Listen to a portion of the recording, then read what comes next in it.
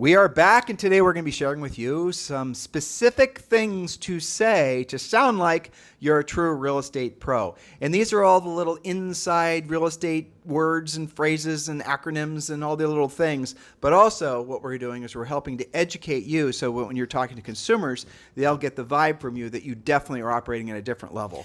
That's right. These are specific talking points so that you can talk the talk and have confidence. After all, knowledge equals confidence, ignorance equals fear. And when you have these powerful talking points showing your knowledge, you are more likely to do lots of things, but most notably, talk about real estate wherever you go. Don't be a secret agent anymore. Proactively lead generate. You'll speak confidently from open houses to calling expireds to popping by the for sale by owners in your town. You'll ask for and secure more business. And what we're doing is we don't want you to sound like you're just a National Association of Realtors press release reader, basically.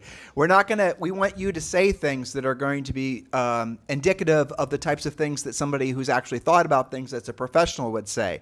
So when someone says, for example, it's the winter, it's not a great time to sell a house. Well, Mr. Seller, I appreciate that you'd say that, but if I could actually show you statistically that homes have a tendency to sell for more, closer to the list price than they would say in the spring, would you still want to hold your house off the market? So what we want you to do is not just sound like every other agent. We want you to have, as always, an unfair advantage in the marketplace. And Julie, you're a perfect example of your first one, of the first point you wrote down is point number one. Early spring for existing home sales, maybe not. It's too soon to tell, but it's looking good. That's right. So how would we say, to your point, some of these are almost like objection handlers. Somebody says, the market's so slow. Well, I can see why you would think that, but the early spring market for existing home sales actually rose 2.2% month over month from December to January to 4.24 million units, seasonally adjusted annualized rate. What that means is, based on that increase, if you wind that out over 12 months, that we're going up, not down. Even though it seems slow, we're actually ahead. Some buyers actually did power through the low temperatures but high rates. That's the fastest pace of sales that we've seen since February of last year. But here is what Julie and I pay attention to many major markets across the country. And for sure, there was a slower sales month last month. But for sure, it's boiling up to be a better sales month or better closings month over the next 60 to 90 days. And that honestly makes sense because a lot of people, because of the election, because of the storms, and because of all the other things, they took themselves out of the market. If not physically out of the market, emotionally out of the market, they weren't willing to make commitments. And sellers, the same thing. I mean, it's all natural, normal things that you shouldn't find surprising that happens during an election year, during the holidays, during really incremental weather, all those things. But guess what's happening? All the people that would have closed over the last, say, 60 days, they're still in the market, and they're going to start rushing to market now. And that's what we're already seeing in the early numbers.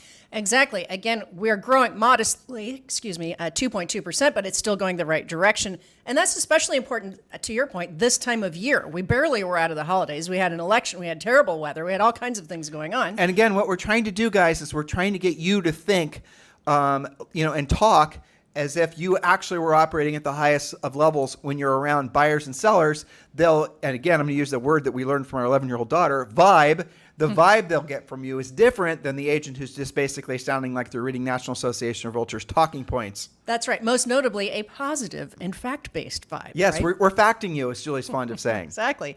Speaking of facts, people will always transact because of their circumstances dictating that makes a housing change, right? So how could we be up in the coldest time of year during a lot of strange things happening, right? It's because the circumstances are more powerful than lack of inventory, rates, or political climate.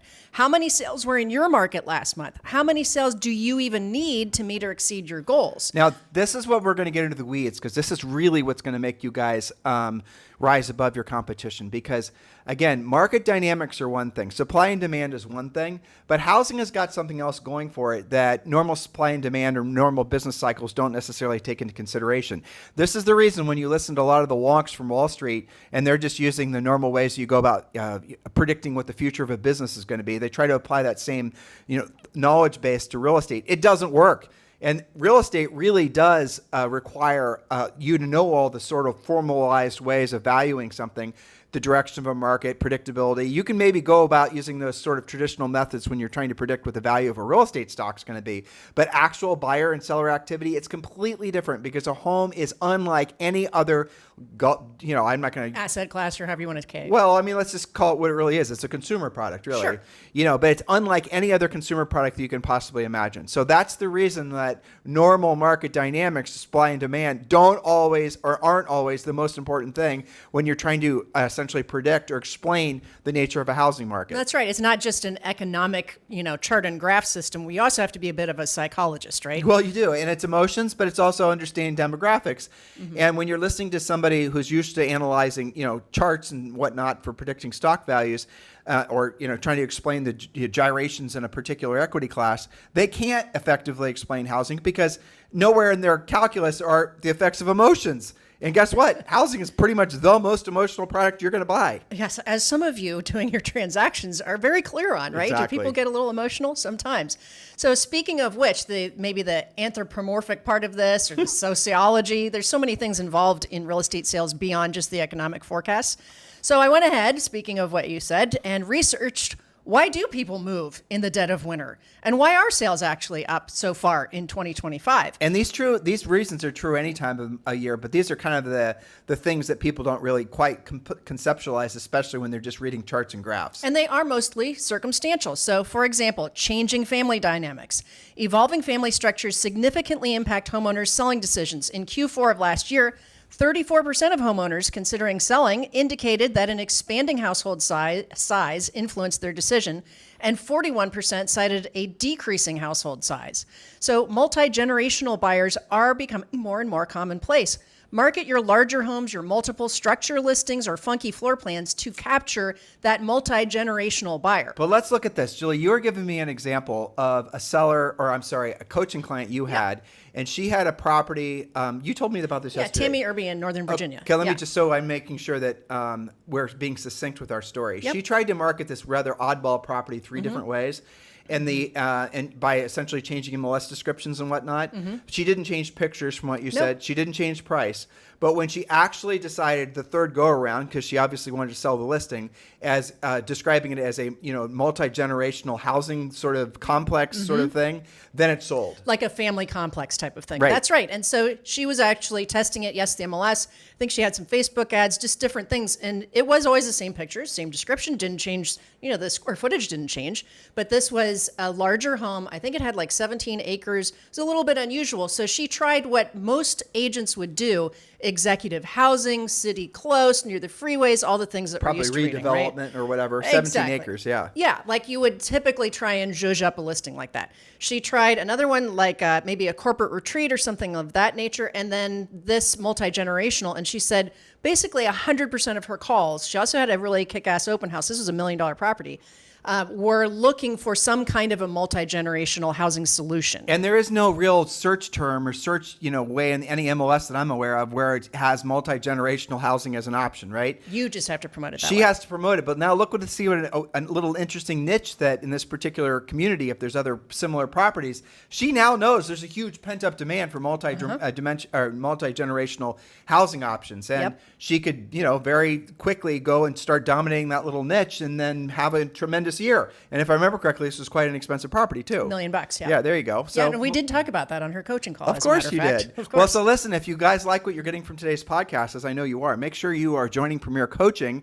It is without a doubt the fast track for you to have your best year ever. And we've made it so easy for you to say yes, yes, yes. Just go to premiercoaching.com, or you can text the word Premier to 47372, and we'll text you back a link to join. And we've got so many amazing upgrades. We're kind of calling it Premier Coaching 2.0. So if you're involved in the coaching program before, we've upgraded virtually everything. But most importantly, what we upgraded, what we added, was our new designation, which is included with Premier Coaching, called Ethical Real Estate Professional. If you guys want to see what that that looks like, just go to ethicalrealestateprofessional.com. And so what's going to happen is you're going to be in Premier Coaching. You're going to learn, your soup to nuts, complete business system, how to lead generate, how to do all the things, scale your real estate business. But once you've taken the Ethical Real Estate Professional Pledge, then you're actually going to have essentially what's going to be one of the most prestigious designations in the real estate industry. Go look at what it looks like. And remember, this is included with Premier Coaching. And you can join Premier Coaching right now for free. Just go to premiercoaching.com or text the word Premier to 47372. And yes, that does include a daily semi-private coaching call with one of our Harris certified coaches. By the way, you can cancel Premier Coaching at any time. There's no tricks. There's no long-term contracts. There's no, gotchas. If you don't like what you're experiencing after you've been in Premier Coaching, you can cancel. No problem. We know you won't because of the value that we're delivering. So just go to premiercoaching.com. Zero risk to you. You can join right now. Costs you absolutely nothing. And you get full 30 days of access for free. All right. So again, we're talking about why are people actually moving? We're giving you the talking points. We're giving you the facts and the percentages. Another reason people moved recently was market perceptions and timing. Homeowners' perceptions of the housing market influence their selling decisions. About 39% think that they'll get a better deal on a new home now than in the future. Makes sense. Are prices going up or going down? And 45% believe they'll be able to sell their home for more money now than in the future. That's interesting because those two things kind of conflict, but it goes back to what people believe about why they would move now. Next is the desire for, guess what, updated or newly constructed homes. 31% of homes available for sale are newly built. NAR expects at least 15% of sales of actually closed homes in 2025 to be new construction. Let me hover there. So Julie and I are working on, well, when I say Julie and I, she didn't want to do this one, so I'm going to have to write it, a podcast where we're going to write what we hope Trump's housing plan is going to be once all of the folks are past the Senate hearings, FHFA, head and Treasury and all the rest of it. So once those guys or gals are in place, we know they're going to be coming out with what will feel like an unbelievably radical, and I mean that in a positive way, housing plan. We have some glimpses of what we think is going to be in the housing plan. We know, for example, we have strong belief that Fannie Mae, Freddie Mac will come out of conservatorship. We already know, and you guys know as well, that a lot of federal land is going to be made available for housing development. We know all kinds of things are going to be being built and being constructed, and all kinds of incentives are going to be being offered specifically to new construction.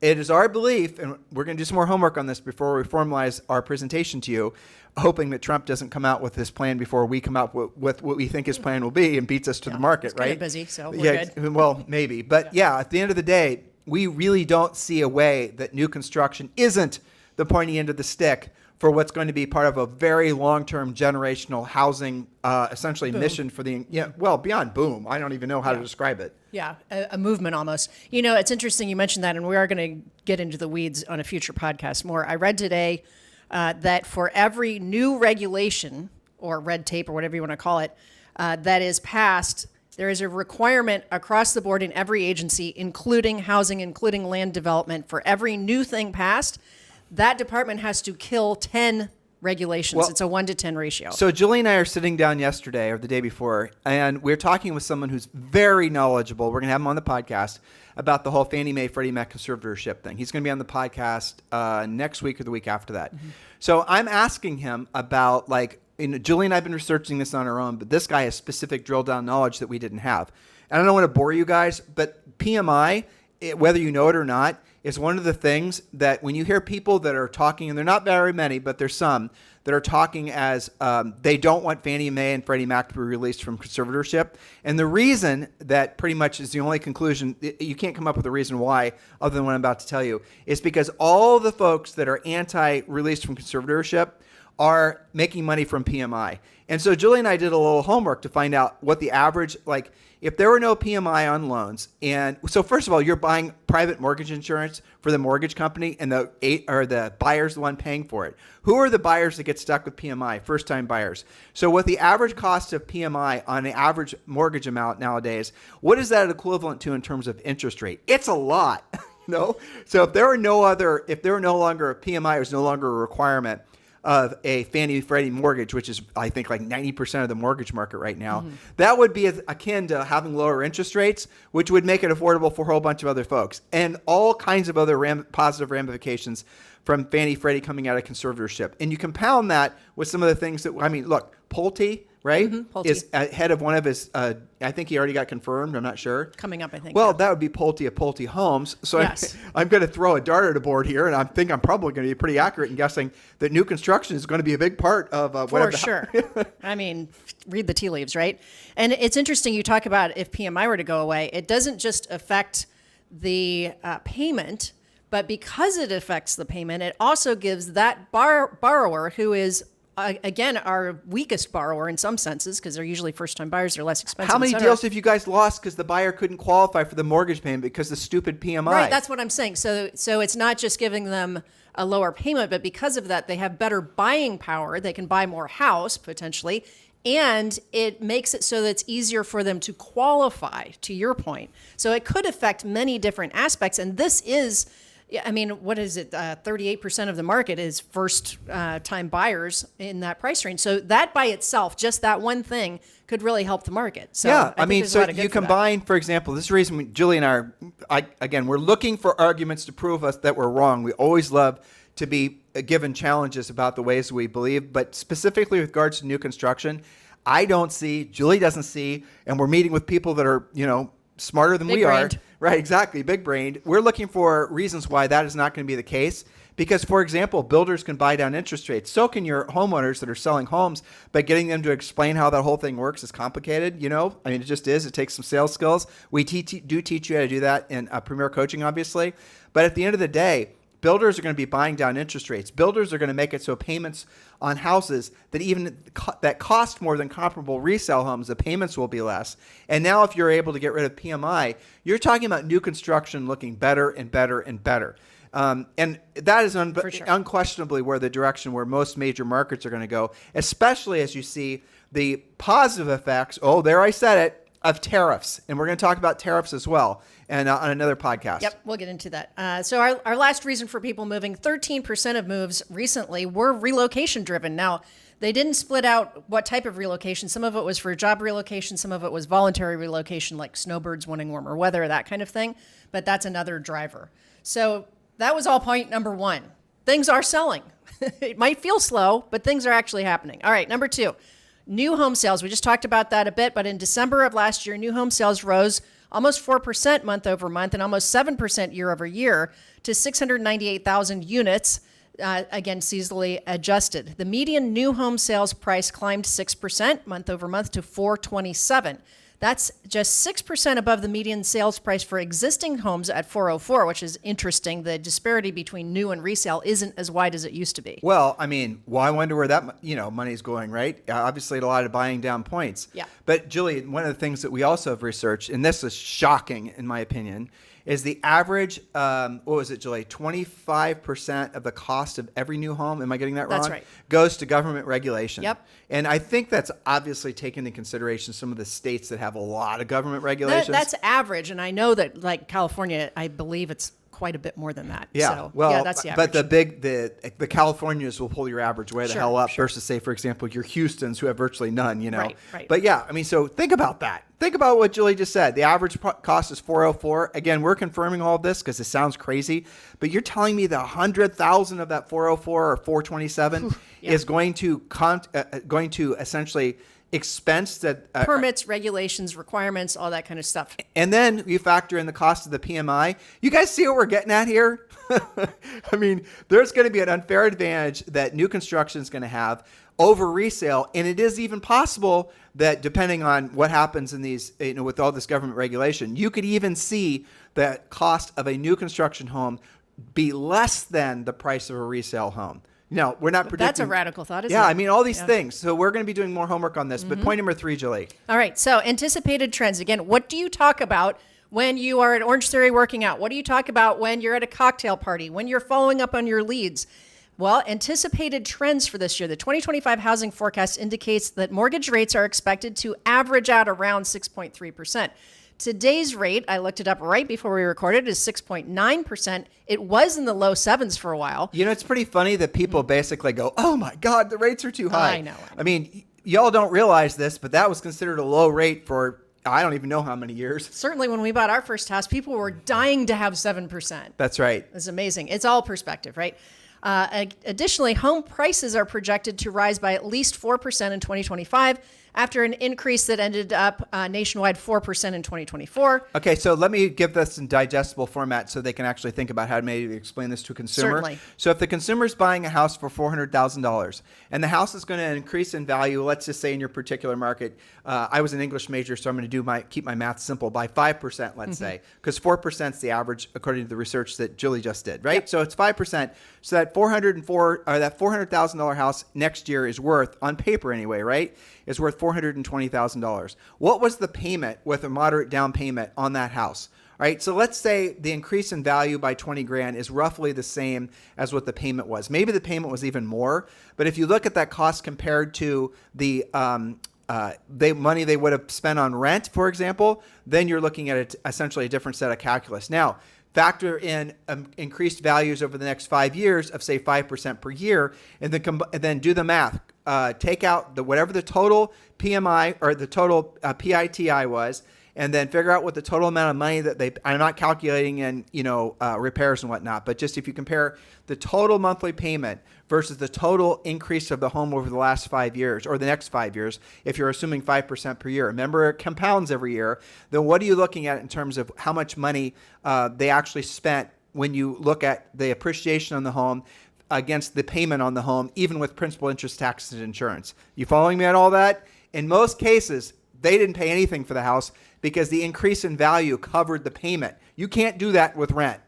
That's right. When you are paying rent, it's essentially paying 100% interest. None of that money is yours at the end. But that's also for more expensive homes, up to a certain point, granted, but that also works for more expensive homes too. Yes, that's a good word problem to feed into ChatGPT if you have things that are not exactly 5% or exactly 400,000. Well, but like, for example, if your marketplace isn't, you have entry point is 1.5 million. Sure. But you're looking at, let's say, the average increase in value that's predicted. And by the way, these guys are always predicting wrong. I don't know if you've noticed that. But let's just say you're in your market, it's going to be 4% per year. 4% of 1.5 million is $60,000.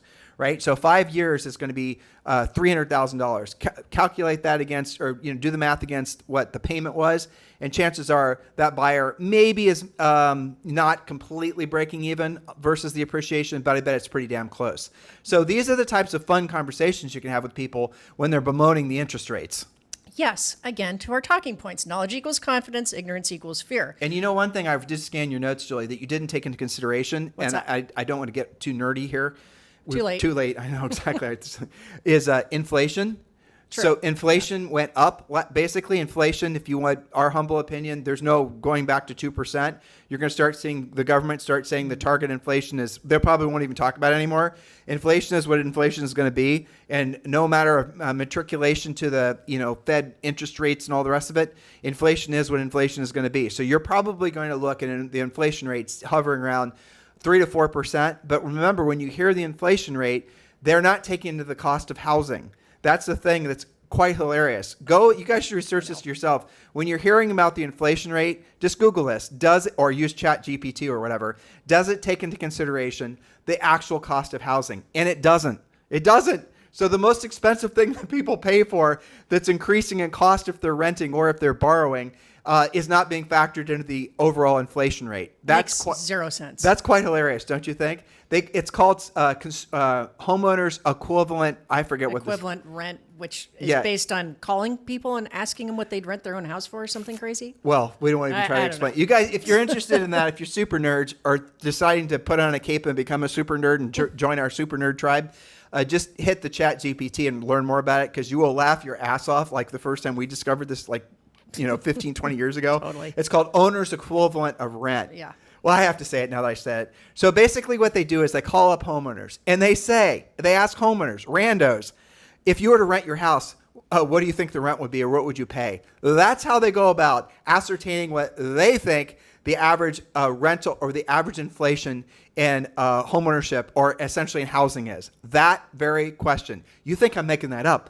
but I am not. Go and research that yourself. It's not the actual numbers of how much homes have increased in value. It's calling randos who are not even in the housing market and asking what they would pay for their house monthly if they were to rent it. Might not even be the owner. I just have this vision of Zoe answering the phone, getting that question because she sounds like she's grown up enough, right? How'd they even come up with that? And her answer would be like, well, can I pay in Roblox gift cards? Exactly. Like, well, I don't know. Anyway, okay, so back to our facts. Sales of existing homes, and this is something that I think you and I both probably disagree with, but this is the current projection. Sales of existing homes are anticipated to grow. This is number of sales by 1.5% to just over 4 million. That'd be like the third year in a row like that. Still below the 2013 to 19 average. They use that because those were the last batch of years that were considered to be, quote, normal. I would disagree with that as well because we had low inventory during that time. But the supply of homes for sale is expected to improve, so that's good. Supply goes up by almost 12%. And again, new home construction is projected to surge by almost 14%. Getting to over 1 million new units. Now, if you put all that together and we have less regulation and we have easier qualifying and decent rates, I really think we're going to get at least to 4.5 million sales, maybe even better if we get some enthusiasm. And that's resales. I agree with what you said based on what we're seeing in our EXP Realty Group, of what we're seeing activity there, but also what we're hearing from our thousands of coaching clients. Yes. We're definitely seeing, and Julie and I we can look back we have really good statistics and numbers for like 6 years. Our EXP Realty Group, our coaching clients, things like that. And we can definitely see there's more momentum happening this time of year than there was, I would say, for the last 3 similar times of year. So we're anticipating an increase, but the wild cards are many, right? So we don't know what the exuberance will be from whatever housing policies that Trump declares. A lot of this is driven on emotion. Remember, we started out by saying housing is not something you can just basically graph out and predict very effectively. You have to use, that's the reason that all kinds of modeling methods that they use for trying to predict stock values don't really work because none of them take into consideration emotion. So if people are feeling more optimistic, they spend money. When people are feeling really optimistic, or making babies, they're, guess what, buying houses or all the rest of the reasons that people buy and sell real estate. So the non-sort of analytical perspectives are the things that you guys need to dial in when you're really trying to get a feel for what's happening in your marketplace. That's right. And things like, Pulte being involved in the government agency now, that could be very impactful. Well, I'll tell you what you and I talked about this. So since we're, I cannot see how, again, let's say Trump comes out with a housing plan that's even more aggressive than we thought. And the markets, there'll obviously be the naysayers and whatnot. But let's just say early indications are it's going to build up to be a generational housing boom. When will we actually start seeing the benefits of that? Probably fourth quarter into next year. Mm-hmm. That would be, it'll take a bit. That makes sense. Yeah, it's going to take a bit to get Fannie and Freddie out of conservatorship. It's going to take a bit for people to sort of wrap their minds around the fact that, there's a new construction boom going on. It's going to take a while for a lot of these new construction companies to ramp up the potential demand. Yeah, for sure. Right. For sure. It's, but that's something, fortunately for all of you listening, you have time to get involved in all that. Do you think I was thinking about this actually this morning. Do you think there'll be any kind of tax incentives for I'm wondering if there are going to be tax incentives for consumers to transact, let's say buy. Mm-hmm. And I wonder if there's going to be I think there will be tax incentives for builders to build on some of the formerly government-controlled land. I think there will be tax incentives there. Mm-hmm. And so I'm trying to figure out how the government's going to use tax incentives to give incentives to create demand in markets where there otherwise wouldn't be. And by the way, when done correctly, that really can have a massive positive impact on housing. If the government decides to obviously, set aside this big swath of land that's right outside of a majorly hot housing market and make it so there's no, essentially all the Mickey Mouse building codes and requirements that are maybe burdening the adjacent market. And all of a sudden you can, as a builder, go there and build something and be very competitive with, you guys can see how this can really open up the competitive pressures. And that's ultimately what has to happen for housing. That's good for the economy too, because all those houses, think about what housing supports. All of the different, if Costco moves in because people need home goods and they need groceries and, then all the things that go around Costco. So we're going to drill down on a future podcast. Well, Julie, it's like when, again, you have to do your own homework. So we're going to just for a microsecond talk about tariffs, okay? She's giving me a glare because she knows I want to talk about it. But it's okay. I have 2 more points here. But all right, okay. so there's so much bad. I didn't know about tariffs. Julie and I researched it. Here's what we learned. So tariffs were in place and we're funding the entire country And then McKinley, that was back when President McKinley was in office. And then later, federal income tax came into place. So Trump said, and guess who predicted this? Tim and Julie Harris did, 3 or 4 Fridays ago, that Trump was going to come out and say, let's not have a federal income tax, let's replace it by tariffs. And so all these people started saying there's not enough federal income or not enough money that'll come from tariffs to cover a federal income tax. Well, we did some research on it, and there sure as hell would be if you tariff the 20%. So only 20% of all consumer items, and this is another thing that's being very fascinating. Actually, I researched it this morning. 15.9% of all consumer items are actually imported that would experience a tariff. 15.9%. Gotcha. But some of those are very expensive. So if you put a 20% tariff against a new Porsche, for example, Right. you're going to obviously raise a lot of money. And that's, but the point is the consumer can decide where to spend the money. A tariff is a tax, but it's a voluntary tax because you can, instead of buying that Porsche, you can buy something else that's domestic. You guys get the point? But what the bottom line is tariffs could be something that would completely completely open up the cash flow for all major tax-paying Americans. I'm kind of stumbling over my words. And it's not a radical new idea. The average family in America who pays taxes because not all people do, are paying $16,000 a year. So if federal taxes were no longer necessary, and that $16,000 was left in people's pockets, and it was covered by the tariffs that are only happening to 16% of all products, what would people do with that $16,000? I know. They would probably start buying more expensive homes. Yes, and that would be money they could use towards more expensive house payments. You guys get it? It's all related, isn't Right. it? So to make sure when you're hearing the propagandized interpretation of some of the plans that are coming out of Washington, D.C., both pro and against, do your own homework and don't believe the talking points. Okay, speaking of which, I have to, Did I just bait you? Since you baited me, the place that I find really great for explaining this and understanding what's actually in the works is actually whitehouse.gov. I read one this morning that was super extensive and interesting and full of facts and reality, which was the executive order for tariffs. And it broke down everything for, Canada, Mexico, and China. And they're not exactly the same. I have Canadian coaching clients, as you do. Our coaches talk to the Canadians. One of the things they were freaking out about with the tariffs was they send a lot of lumber here for our new construction, right? And it actually said in the tariffs, even though I think generally towards Canada, we're doing a 25% tariff until they stop the fentanyl, and there's a bunch of facts about that, and illegal immigration, all that kind of thing. On lumber and home, I think it was specific to home building materials, the tariff was only 10%. There you go. So when somebody says, oh, we're not going to be able to build any more used Canadian lumber, actually get your facts straight. If you've ever been on the Pacific Northwest and you don't think that we make building materials, for example, lumber, go to the Pacific Northwest, and all you'll see when you're driving down from like Washington State are massive, obviously lumber operations. It's incredible. So I would venture a guess that the Canadians have been underpricing their building materials by 10%, and they're effectively going to now have to pay what it costs in the U.S. But if the U.S. then starts getting rid of some of these regulations on some of these businesses to make us globally competitive again, then you're going to see, especially with the tariffs, the U.S.-made products, be it lumber or be it windows, are going to be substantially less than the imports. Yeah, I think it's very interesting. And what I read, I think it said it wasn't just lumber. It was like anything having to do with building houses. So there's probably more to the story. But I do like whitehouse.gov. The whole website has been completely revamped. And if you're curious about something like tariffs, it's a pretty good explainer, actually. You know what's kind of funny about today's podcast? It's highly nerdy.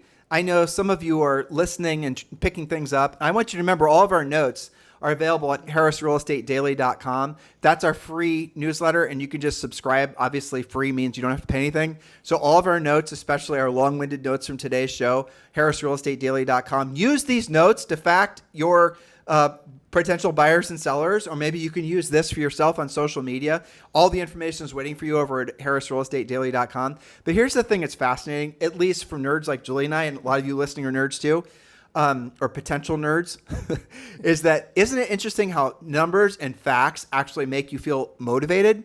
Because when you are knowledgeable about something and you are now having the full depth and breadth of really what tariffs, for example, mean, you're no longer intimidated by it because you now understand how it's going to positively impact your ability to help folks buy and sell real estate and your own financial future. So stay on that learning curve, and you're going to realize that a lot of the things that are being teed up in the economy right now because of the new government and frankly just because of demographics and housing trends in general are going to create a generational opportunity in real estate. We definitely, and you should be feeling this way too, are on the very foothills of the big climb up to what will be a completely different world for residential housing. Very well said.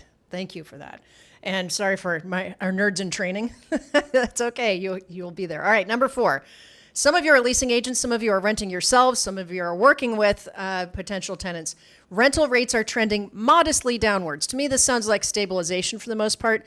Nationally, rents fell just 0.2% in January, and the vacancy index peaked at almost 7% as new supply did outstrip demand.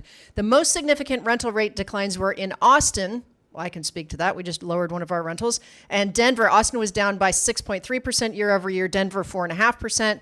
That comes from Apartment List. They keep these stats. Now, interestingly, Cleveland, Detroit, and Washington, D.C. saw rent increase between 3 and 5%. So these stats vary quite a bit based on where you are in the country. So make sure you know your own stats, not just city to city, but within your city. And point number 5, I think, is actually really interesting. Let me tack on to that. Go ahead. So we're talking, generally speaking, when you hear these national rent statistics, they're not using single family comps, they're using multifamily comps. That said, you should be considering calling the single family homes that are for rent, especially ones that are being managed by the owners, and ask them, and this goes with VRBOs as well, and ask them if they consider renting, because the calculus for making, selling. Well, yes, that's right, selling. Ask them, it could very well be that they were on an adjustable rate mortgage and their mortgage is adjusted. Maybe the property is an investment property, is no longer viable. Maybe they're running negative. Maybe they're running negative and now the average rental for the similar property is dropping, so they're really running negative. You guys, this is going to increase when you hear that national rents are falling. Okay, well, that means there'll probably be an increase in inventory of homes. You just need to learn how to go after those potential sellers. You guys get it? Go where the business is. Exactly. Yeah, that's true. And some of those towns have regulated VRBOs out of business too. Yep. So, all right, number 5, I find very interesting, and that's one of the little strands that I follow. Watch for new and innovative types of development, especially in urban environments. For example, the Arcade Providence in Providence, Rhode Island, was built way back in 1828. The Arcade in Providence is America's oldest indoor shopping mall, by quite a bit, I'd say, and it closed in 2008. It was revitalized into a mixed-use space with 48 micro lofts, little condos on the upper floors, and 20 retail shops at the ground level. So that transformation has breathed new life into that historic culture, offering modern living spaces, but still preserving its architectural heritage. Historic structure. But yes. But here's they're doing that to malls. They're doing that all kinds of stuff. So all kinds of, that's interesting, and it makes sense to, but the problem ultimately with that is you're limited by the architectural requirements of the actual building. So like when you hear people building these cool new condos and whatever in an old high school or an old church, those are always compromised housing units because obviously they're trying to use the existing outward structure of it. So it's an interesting, the whole idea of reuse is one of those, ideas that sort of people talk about sometimes and has a lot of good feelings about because here we can use these old buildings. But when you actually look at the cost in the product, unless it's in a really great, already established, I want to live there type area, those types of developments are very hard to sell. That's what we've noticed. Yeah, they can be, the ones like this was in a historic urban area, so maybe that'll do fine. But yeah, you're right. If you keep the original floor plan, it can end up being kind of a weird environment. Well, it is. And sometimes they end up selling for a lot less money because of that. Sometimes they end up being like work, office, live spaces. Some of it's, it'll be interesting to watch though. All right, so those are your top talking points for this week. Remember that knowledge equals confidence, ignorance equals fear. When you have the latest facts, you'll have more conversations IRL, in real life and online. So for example, having real conversations, let's say you need 18 transactions this year based on your business plan that you did in Premier Coaching. Let's say that you won 18 deals. You've got to have 18 conversations today. Now, this may seem like a lot until you consider the following strategy. Adjust accordingly for your schedule, your situation. But let's say you've got an 18 contact per business day goal. You talk to 3 parents at your school drop-off, coming and going from the parking lot, say, maybe teachers, 3 people at the gym or on your dog walk in the neighborhood, 5 expired sellers. Every single one of you can find at least 5 expired sellers to actually speak with. 5 friends or people from your sphere in your database, and 2 for sale by owners. And that's not even counting your lead follow-up. Also, everything I just described is free. All you have to do is lather, rinse, and repeat. So now that you have talking points, we've removed all of your excuses. That's right. So go to premiercoaching.com and join Premier Coaching right now for free. And just do that urgently. There's no reason not to. There's no downside. You're going to feel educated, motivated. You like this podcast, which we know literally thousands of you do. You listen to us every single day. Well, you will adore, love beyond words, being a member of Premier Coaching. And especially if you've been in Premier Coaching before, if this is your time to rejoin, because like I said, Julie and I have spent, we probably worked harder in the last 6 months, now 7 months. Mm-hmm. Is that right? 7 months? Probably. Oh, gosh. Rehabbing Premier Coaching with the creation of Ethical Real Estate Professional than we have probably in the last 7 years. Probably. Yeah. There's a lot to it. You're going to love what you get with Premier Coaching now. So it's time for you to consider Premier Coaching 2.0. Go ahead and go over to Premier Coaching and join.